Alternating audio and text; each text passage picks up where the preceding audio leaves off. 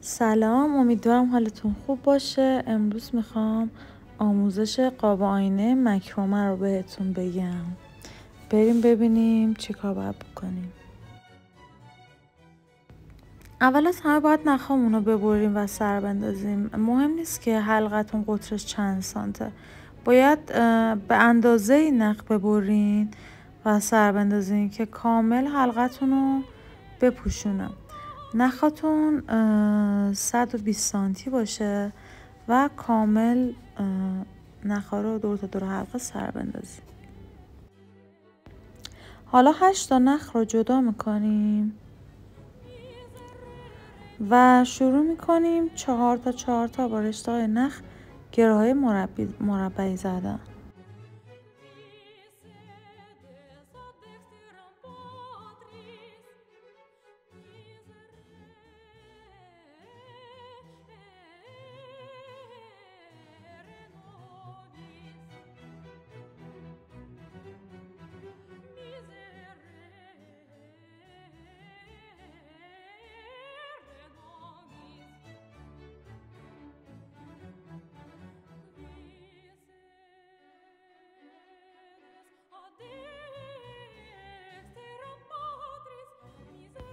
حالا بین این 4 تا گره مربعی دوباره باید 3 تا گره مربعی بزنیم.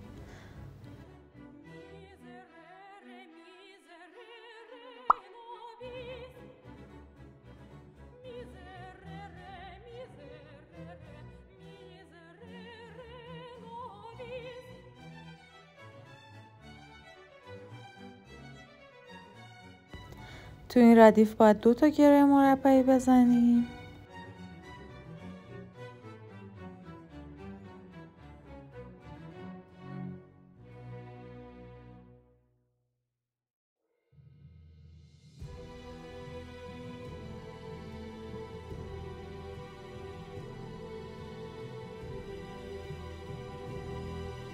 و این ردیف هم یه دونه گره مربعی میزنیم.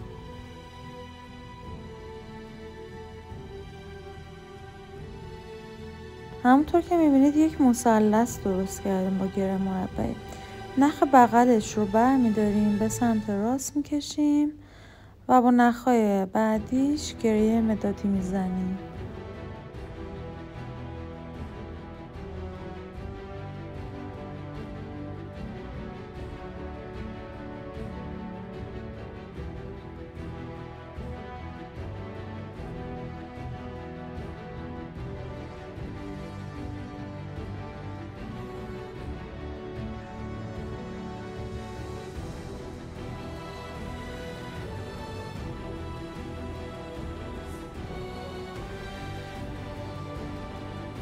این سمت رو هم همین کار رو میکنیم.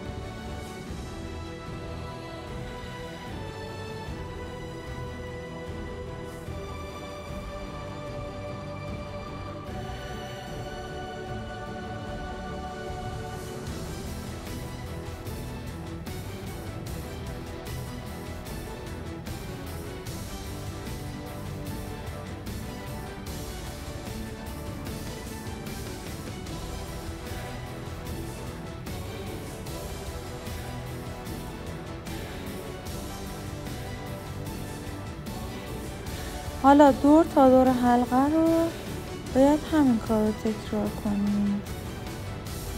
بافتمون که به اتمام رسید 2 تا از این مثلثی ها رو در نظر بگیرید، وسطش یک گره مربعی بزنید.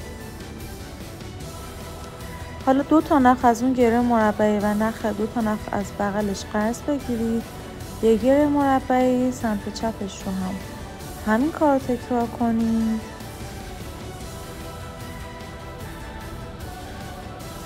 و دوباره با 4 تا نخ وسطی گره مربعی دیگه میزنید. حالا باید دوباره گره مدادی بزنید که این حالت مثلثیش درست بشه. نخهای بغل گره مربعی همون رو برمی‌داریم و گره مدادی میزنیم باشون.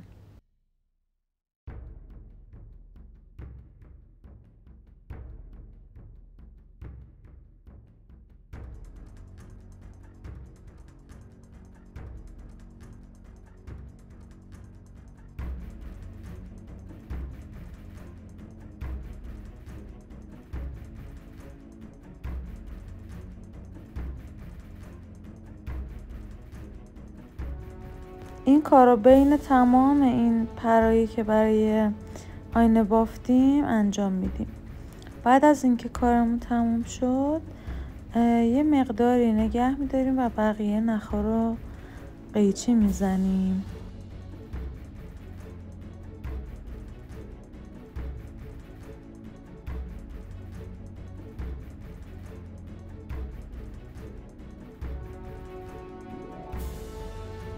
حالا باید تاب نخا رو باز کنید. اگر با نخ نرم تاب بافتید نیازی به این مرحله نیست. و بعد از انجام این کار یه برس یا شونه مخصوص مکرمه بردارید و به این صورت که میبینید برس بکشید و در انتها هر حالتی که دوست دارید قیچی بزنید. اگر حالت هفته قیچی بزنید خب خیلی قشنگ‌تر میشه. با چسب مخصوص یا چسب حرارتی دور آینه رو چسب بزنید و بچسبونید دور قاب. یک نخ 40 تا 50 سانتی بردارید و حالت دولا بکنید مثل فیلم و روش رو با چسب حرارتی بچسبونید که بشه راحت آویزونش کرد.